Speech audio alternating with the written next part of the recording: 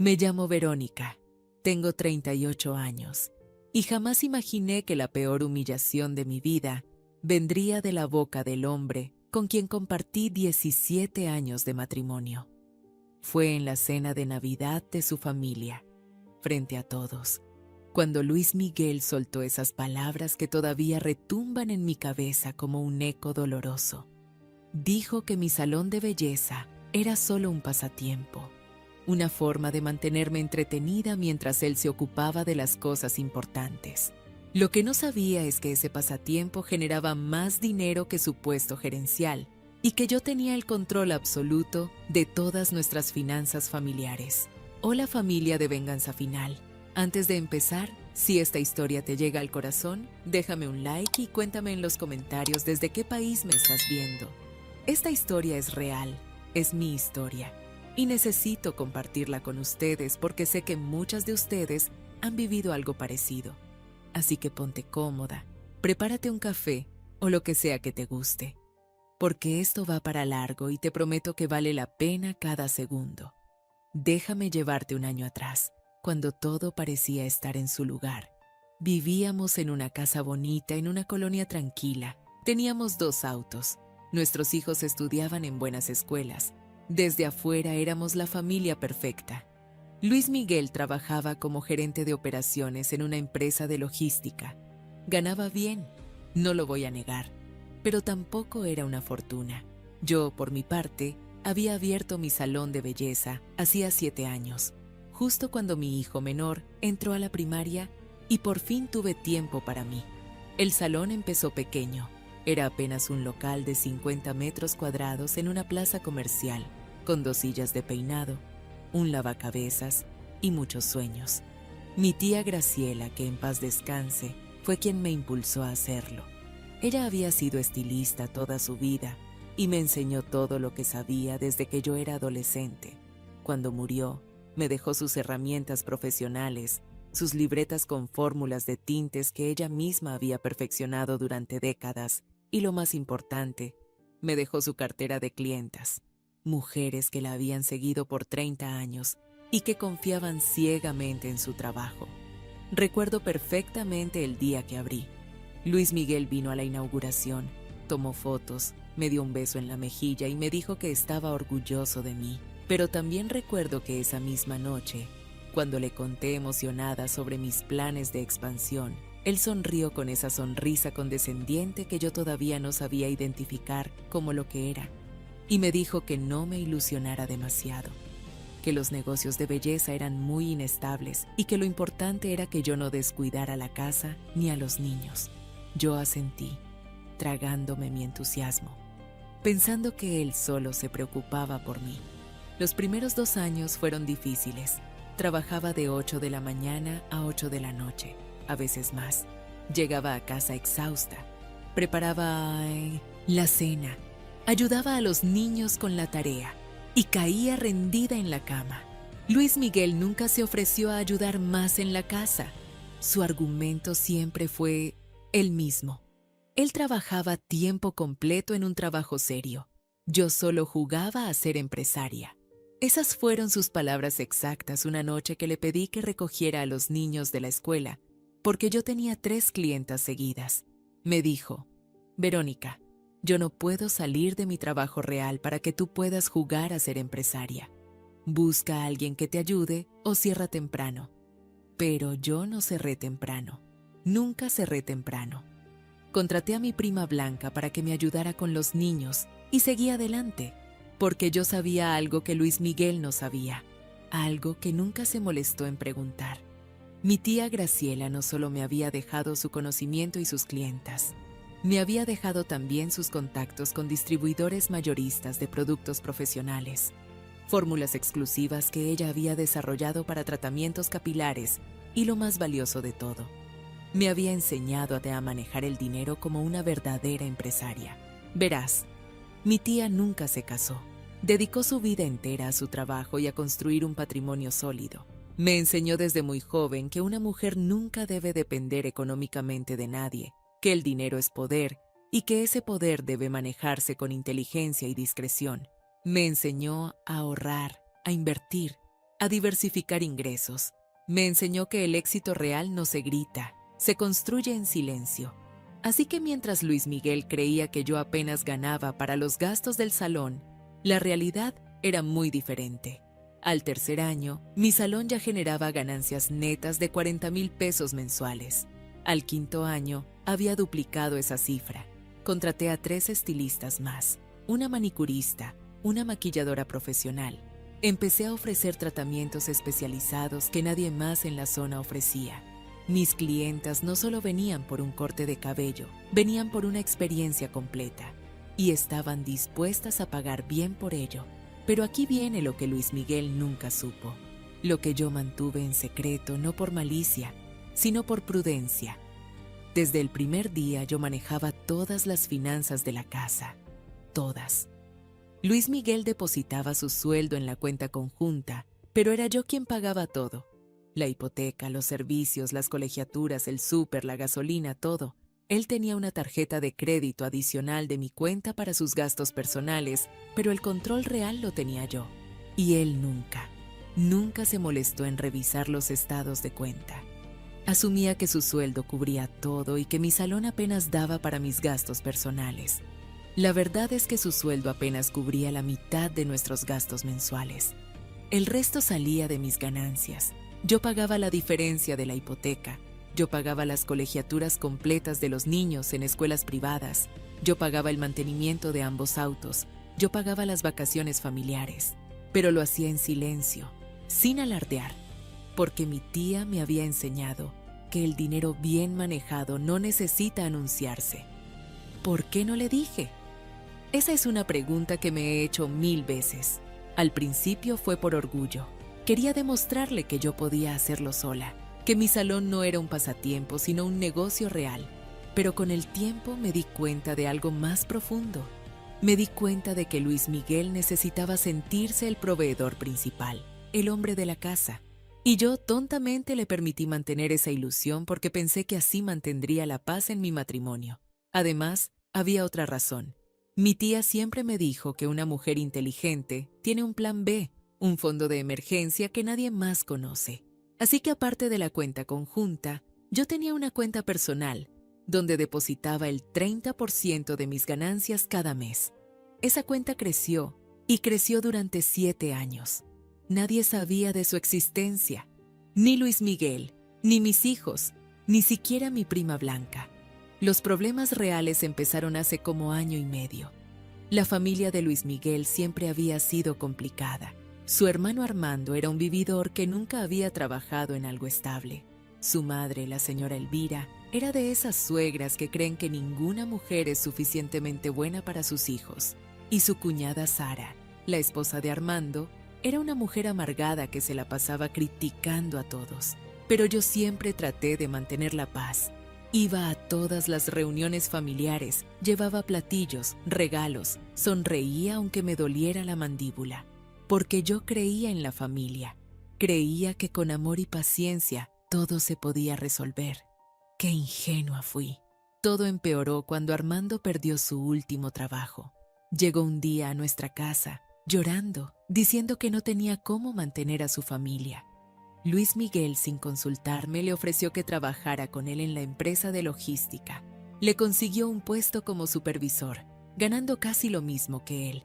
Yo me mordí la lengua y no dije nada, aunque sabía que Armando no duraría ni 3 meses en ese trabajo. Efectivamente no duró. A los 2 meses lo corrieron por llegar tarde constantemente y por tener problemas con todo el equipo. Pero en lugar de asumir su responsabilidad, Armando empezó a decir que lo habían despedido por nepotismo, que la empresa tenía algo contra la familia Villalba. Y la señora Elvira, por supuesto, le creyó cada palabra. Fue entonces cuando empezaron los comentarios. En las reuniones familiares, Sara empezó a hacer comentarios sobre mi salón. Decía cosas como: «Qué bonito que Verónica tenga su hobby», o «Debe ser relajante jugar a la empresaria». Yo sonreía y no respondía, pero por dentro me hervía la sangre. Luis Miguel nunca me defendió, ni una sola vez. Es más, a veces se reía con ellos, como si también creyera que mi trabajo era solo un juego. La señora Elvira empezó a hacer comentarios sobre cómo yo descuidaba a mis hijos por estar en el salón todo el día. Decía que una buena madre debería estar en casa cuando los niños llegaran de la escuela, que yo estaba siendo egoísta al priorizar mi negocio sobre mi familia. Lo irónico es que mis hijos estaban perfectamente bien. Tenían excelentes calificaciones, practicaban deportes, eran niños felices y equilibrados. Pero para ella, yo siempre era la mala madre porque no me quedaba en casa todo el día. Un día, como 6 meses antes de la cena de Navidad que cambió todo, tuvimos una reunión familiar para el cumpleaños de la señora Elvira. Yo llegué con un pastel que había mandado hacer especialmente, de 3 leches con decoración elegante. Había gastado casi 2,000 pesos en ese pastel. Cuando lo puse en la mesa, Sara hizo un comentario que todavía me duele. Dijo, «Ay, qué lindo que Verónica pueda darse estos lujos con el dinero que gana Luis Miguel, porque seamos honestas, el saloncito ese no debe dar ni para los gastos». Todos se rieron, todos. Luis Miguel, Armando, hasta los tíos que estaban ahí. La señora Elvira me miró con esa sonrisa condescendiente y dijo, «Bueno, mientras Verónica se sienta útil con su negocito, está bien. Lo importante es que Luis es un excelente proveedor». Yo apreté los puños bajo la mesa. Sentí cómo la rabia me subía por la garganta, pero me quedé callada. Miré a Luis Miguel esperando que dijera algo, lo que fuera, pero él solo se encogió de hombros y siguió comiendo. Esa noche, cuando llegamos a casa, le reclamé. Le dije que cómo era posible que permitiera que su familia me humillara de esa manera. ¿Sabes qué me respondió? Me dijo que yo era muy sensible, que ellos solo estaban bromeando, que no debía tomarme las cosas tan a pecho. Esa fue la primera vez que realmente consideré que mi matrimonio tenía problemas serios, pero todavía tenía esperanza. Todavía creía que podíamos arreglarlo. Los meses siguientes fueron una montaña rusa emocional. Luis Miguel empezó a llegar más tarde a casa, siempre con excusas de reuniones de trabajo o cenas con clientes. Yo no sospechaba nada malo, honestamente. Confiaba en él. Pero lo que sí noté es que empezó a distanciarse emocionalmente. Ya no me preguntaba cómo había estado mi día. Ya no se interesaba por el salón. Ya no había esa conexión que teníamos antes. Mientras tanto, mi negocio seguía creciendo. Abrí una segunda sucursal en otra zona de la ciudad. Contraté a más personal. Empecé a dar clases de capacitación a otras estilistas. Mi marca personal empezó a ser reconocida en la ciudad. Tenía clientas que venían desde otras ciudades solo para que yo las atendiera. Pero en casa, nadie lo sabía. Luis Miguel nunca preguntó cómo iban las cosas. Nunca se interesó por mis logros. En octubre, 2 meses antes de la fatídica cena de Navidad, pasó algo que debió haberme alertado. Armando llegó a nuestra casa un domingo, con Sara y sus hijos. Venían sin avisar como siempre. Luis Miguel los recibió como si nada. Y yo, como buena anfitriona, preparé comida para todos. Durante la comida, Armando empezó a hablar de un negocio que quería empezar. Una distribuidora de productos de limpieza. Decía que solo necesitaba un préstamo inicial de 100,000 pesos y que en 6 meses nos devolvería el doble. Luis Miguel me miró, esperando que yo dijera que sí.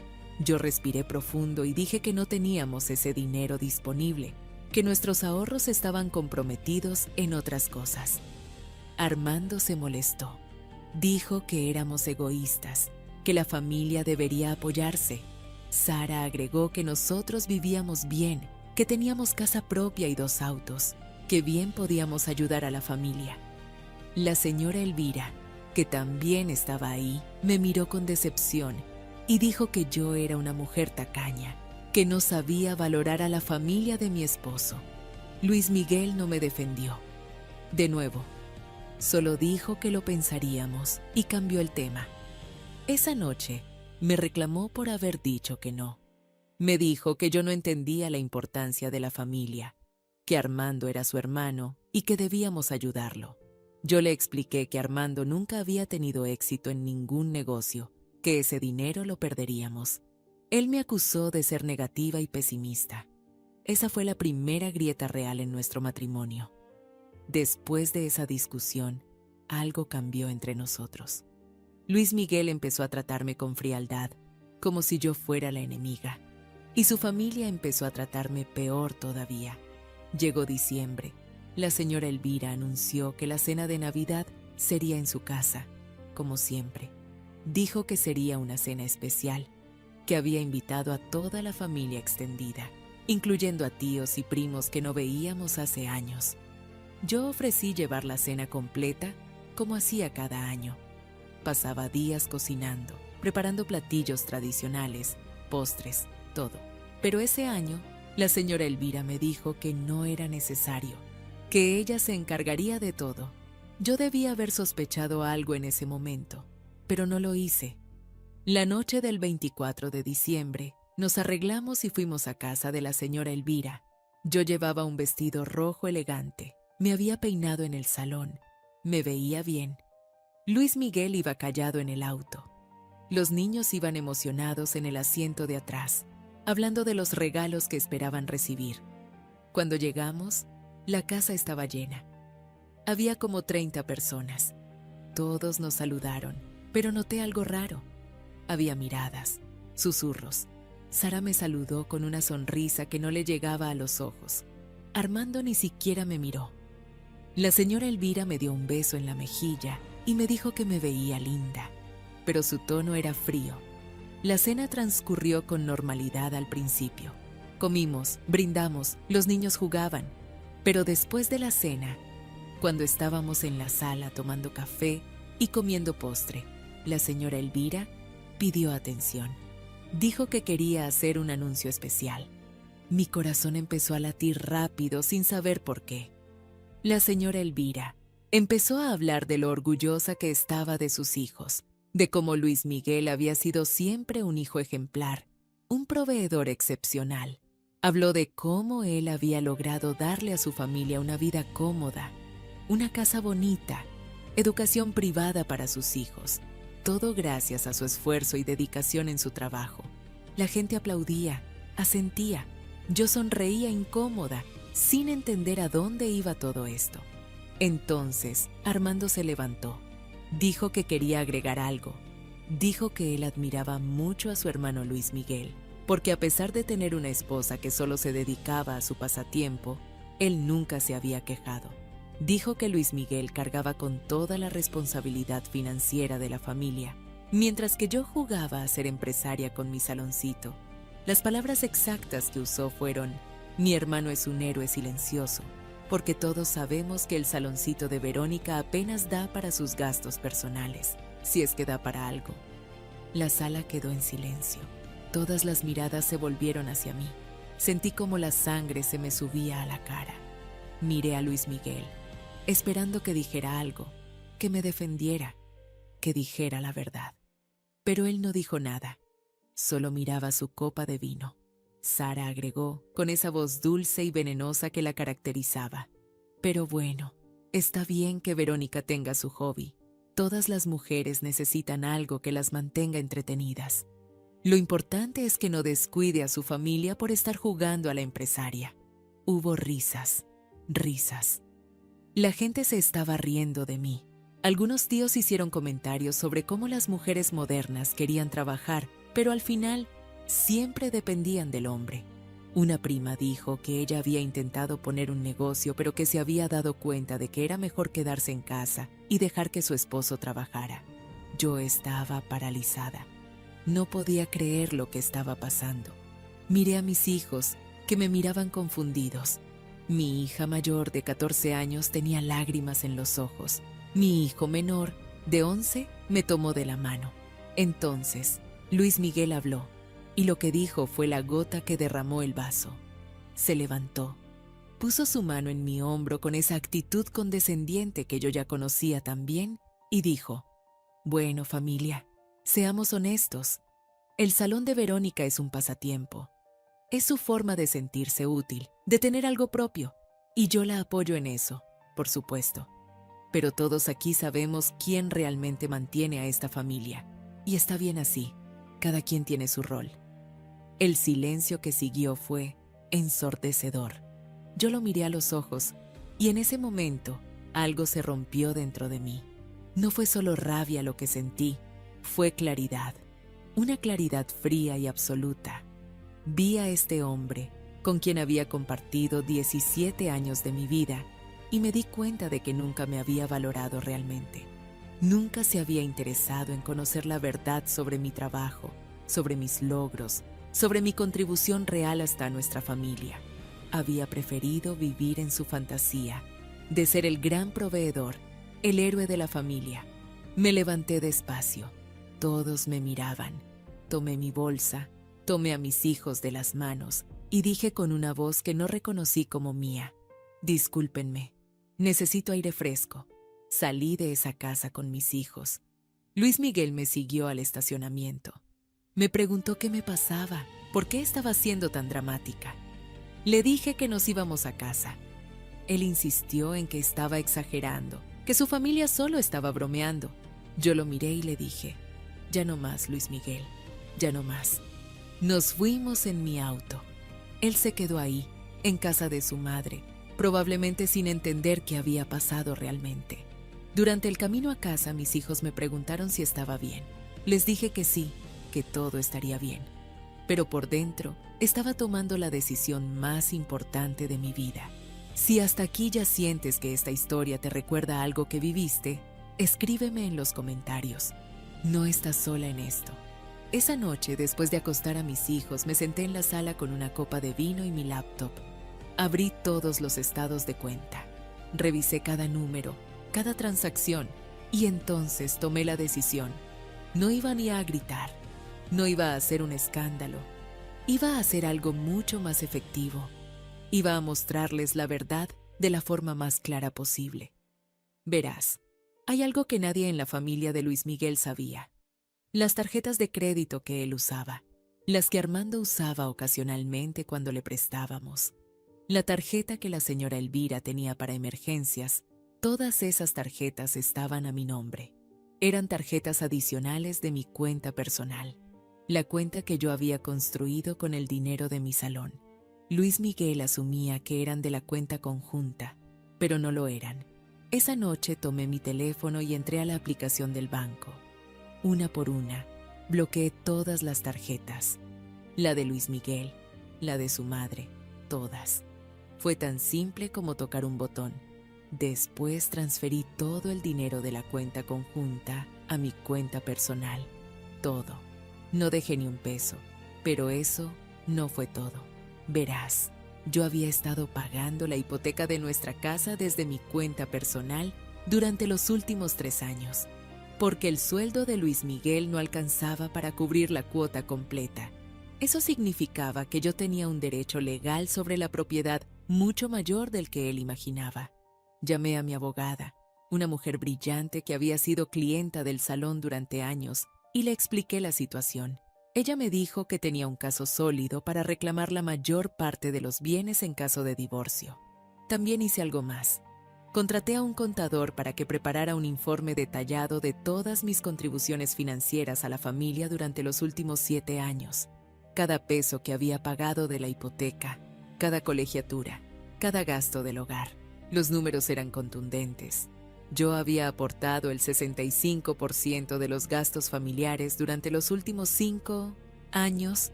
Luis Miguel llegó a casa como a las 2 de la mañana. Yo estaba despierta, sentada en la sala. Él entró tambaleándose un poco, oliendo a cesta alcohol. Me dijo que había estado hablando con su familia, que todos pensaban que yo había exagerado, que debía disculparme. Yo lo miré y le dije: siéntate, Luis Miguel, tenemos que hablar. Él se sentó, con esa actitud de superioridad que tanto me molestaba. Le dije: quiero hacerte unas preguntas y quiero que seas honesto. ¿Cuánto crees que gano en mi salón? Él se rió, como si la pregunta fuera absurda, y dijo: no sé, Verónica, unos 10, 15 mil al mes, supongo, lo suficiente para tus gastos personales. Yo asentí. ¿Y cuánto crees que gastamos al mes en esta casa? Él se encogió de hombros. No sé, como 30 mil tal vez. Yo gano 50, así que alcanza bien. Yo sonreí. Era una sonrisa triste, porque me di cuenta en ese momento de lo desconectado que estaba de nuestra realidad financiera. Le dije: Luis Miguel, gastamos 85,000 pesos al mes. La hipoteca son 22,000. Las colegiaturas de los niños son 25,000. Los servicios, el súper, la gasolina, el mantenimiento de los autos, todo eso suma otros 38,000. Tu sueldo de 50,000 no alcanza ni para la mitad. Él me miró confundido. Eso no puede ser. Yo pago todo con mi sueldo. Yo negué con la cabeza. No, Luis Miguel, yo pago la diferencia. Yo he estado pagando la diferencia durante años. Y no solo eso. Mi salón no genera 15,000 al mes. Genera 200,000 pesos de ganancia neta al mes. Tengo 2 sucursales, 8 empleadas y una cartera de más de 500 clientas regulares. El silencio que siguió fue absoluto. Él me miraba como si le estuviera hablando en otro idioma. Entonces dije lo que realmente necesitaba decir. Y a partir de este momento, ya no voy a pagar nada más. Bloqueé tu tarjeta de crédito. Saqué todo el dinero de la cuenta conjunta. A partir de ahora tú vas a tener que mantener esta casa con tu sueldo de 50,000 pesos. Vas a ver qué tan lejos te alcanza. Él se puso pálido. No puedes hacer eso. Esa es nuestra cuenta conjunta. Yo sonreí. Era nuestra cuenta conjunta, pero el 90% del dinero que había ahí era mío. Y las tarjetas que usabas están a mi nombre. Así que sí puedo hacer eso. Y lo hice. Luis Miguel se levantó, furioso. Empezó a gritarme, a decirme que estaba loca, que no podía dejarle sin dinero. Yo mantuve la calma. Le dije: tienes tu sueldo. Tienes 50,000 pesos al mes. Según tú, eso es más que suficiente para mantener a esta familia. Así que adelante, demuéstralo. Él trató de usar su tarjeta de crédito al día siguiente. Declinada. Intentó sacar dinero de la cuenta conjunta. Vacía. Me llamó desde el trabajo, desesperado. Le dije que no había nada que hablar, que él había dicho frente a toda su familia que mi trabajo era un pasatiempo y que él mantenía todo. Ahora tendría la oportunidad de demostrarlo. Los siguientes días fueron caóticos. Luis Miguel no sabía ni cuánto costaba el súper. Fue al supermercado con 1,000 pesos y no le alcanzó ni para la mitad de lo que necesitábamos. Los niños necesitaban útiles escolares para el regreso a clases después de las vacaciones. Él no tenía idea de dónde comprarlos ni cuánto costaban. La colegiatura de enero estaba por vencerse. 25,000 pesos que él no tenía. Su madre lo llamó, furiosa, porque su tarjeta también había sido declinada. Ella había intentado pagar su club social, su salón de belleza, sus gastos personales, todo declinado. Luis Miguel tuvo que explicarle que yo había bloqueado todas las tarjetas. La señora Elvira me llamó, gritándome, diciéndome que yo era una mujer vengativa y cruel. Yo le dije con toda la calma del mundo: señora Elvira, usted dijo en la cena de Navidad que mi salón era un pasatiempo. Ahora va a descubrir cuánto le costaba ese pasatiempo. Armando también llamó. Resulta que él también tenía una tarjeta adicional que yo le había dado hace un año, cuando pasó por una crisis económica. Esa tarjeta también estaba bloqueada. Él me acusó de ser egoísta, de no entender lo que es la familia. Yo le dije: Armando, tú dijiste frente a toda la familia que mi salón apenas daba para mis gastos personales, pues ahora vas a tener que arreglártela sin mi pasatiempo. Sara me mandó mensajes de texto, insultándome. Me decía que yo era una mala esposa, que estaba destruyendo a mi familia. Yo no le respondí. No había nada que decir. Ellos habían tomado su decisión cuando decidieron humillarme públicamente. Yo solo estaba mostrándoles las consecuencias de sus palabras. Luis Miguel intentó todo. Me rogó, me gritó, me amenazó. Nada funcionó. Yo me mantuve firme. Le dije que si quería que yo volviera a contribuir económicamente, tendría que hacer 3 cosas. Primero, disculparse públicamente frente a toda su familia por lo que dijo en la cena de Navidad. Segundo, reconocer públicamente que mi salón era un negocio exitoso y que yo había sido la principal proveedora de la familia durante años. Tercero, ir a terapia de pareja conmigo. Él se negó.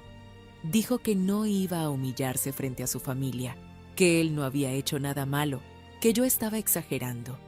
Así que yo seguí adelante con mi plan. Contraté a la mejor abogada de divorcios de la ciudad. Presenté todos los documentos que demostraban mis contribuciones financieras. Solicité la custodia completa de los niños y la casa. La demanda de divorcio le llegó en su trabajo.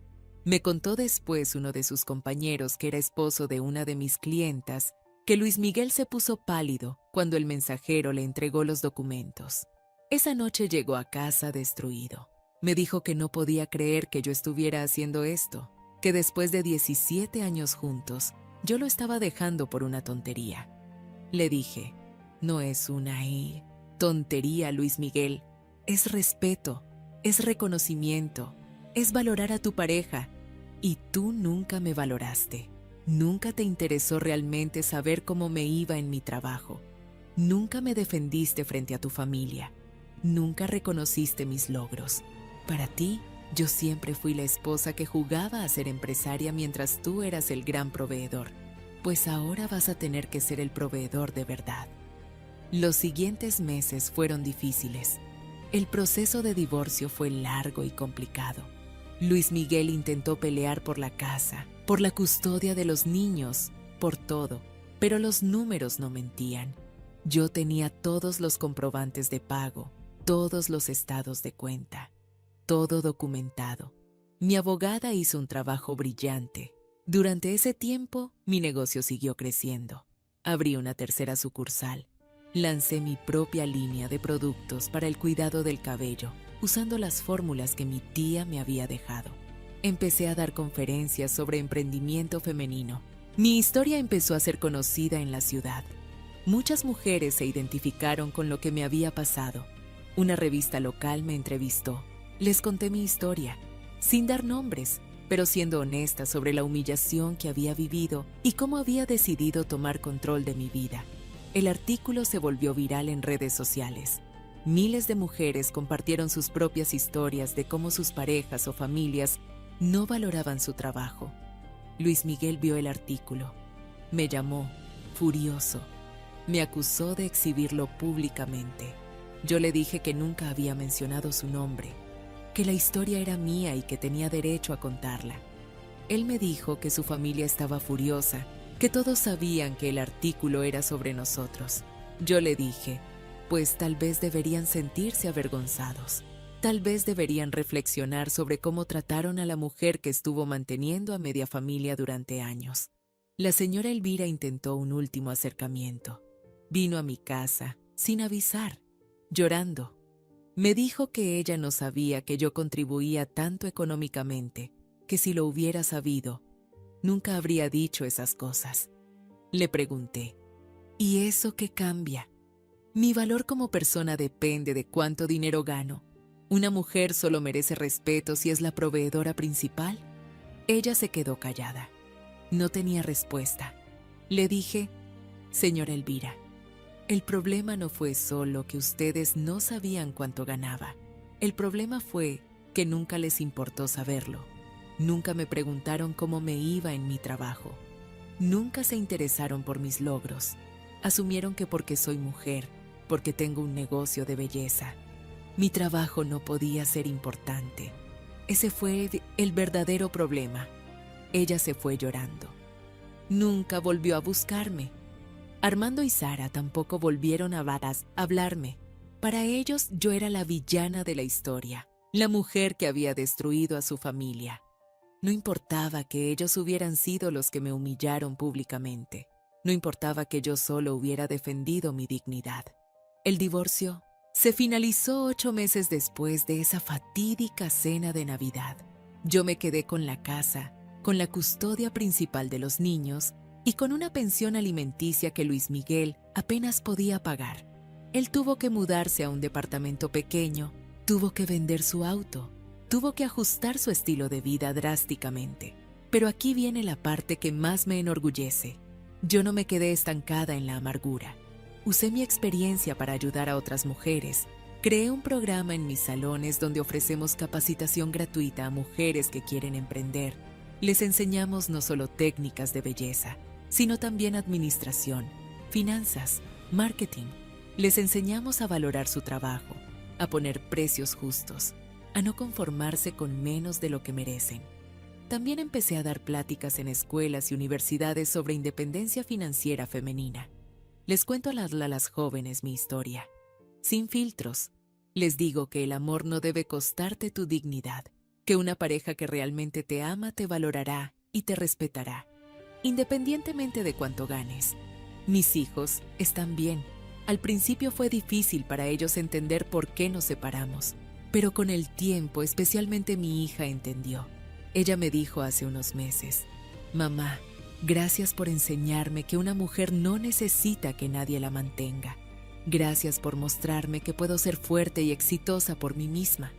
Esas palabras valieron cada lágrima, cada noche de insomnio, cada momento difícil.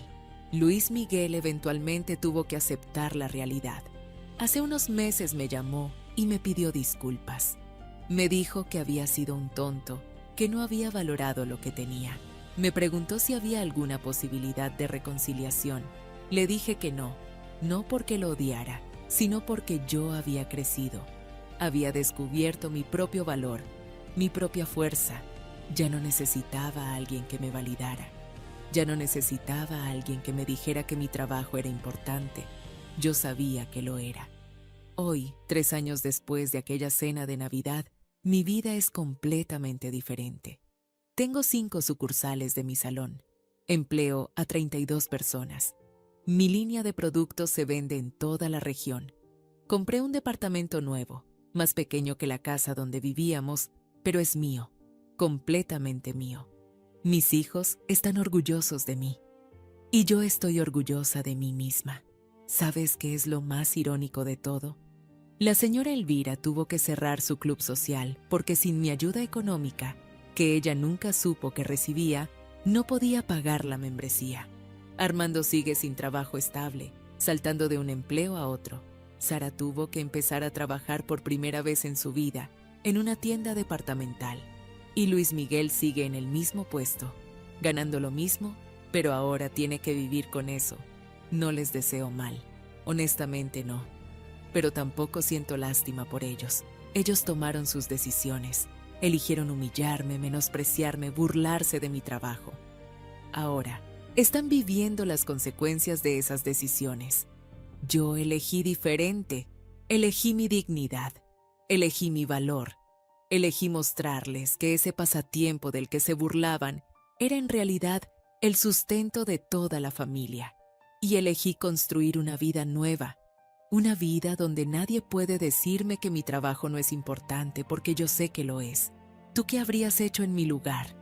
¿Habrías perdonado? ¿Habrías seguido manteniendo la paz familiar a costa de tu dignidad? Yo tomé la decisión que sentí correcta para mí. No fue fácil.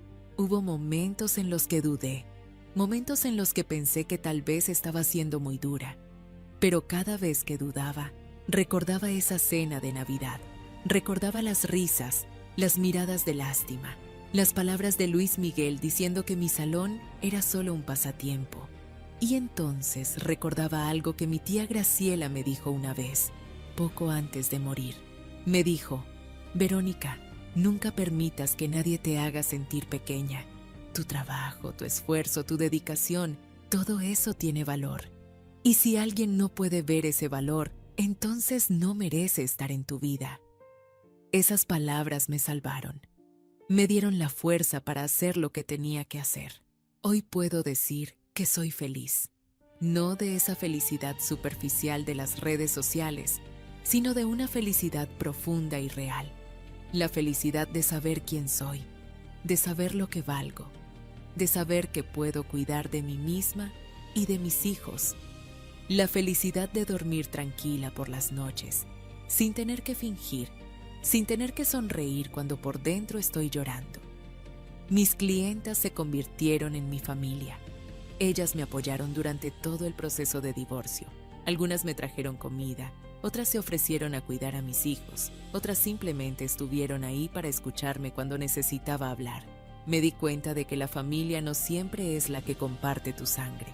A veces la familia es la que eliges, la que te valora, la que te respeta. También aprendí algo importante sobre el dinero. El dinero no es todo en la vida, pero el dinero es poder, y ese poder debe ser manejado con sabiduría. Mi tía me enseñó eso, y yo se lo estoy enseñando a mis hijos.